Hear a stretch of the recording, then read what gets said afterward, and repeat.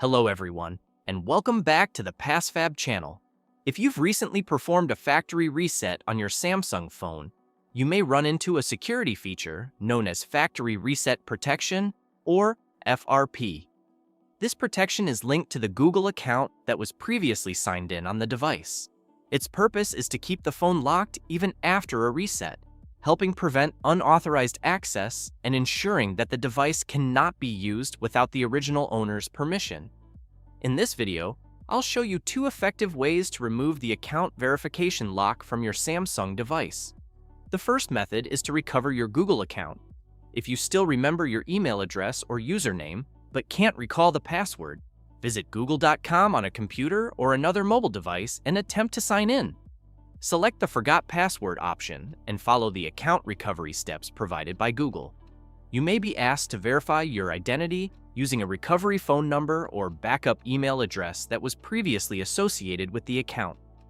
Once you've successfully created a new password, return to your Samsung phone, sign in with the recovered account, and continue the setup process normally. The second method is to remove the Google account lock using PassFab Android Unlock, a professional solution designed to fix a variety of Android lock and access issues.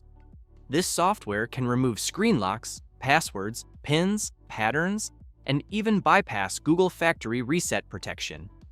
Download and install the program using the link provided in the video description. After launching the software, you'll arrive at the main interface.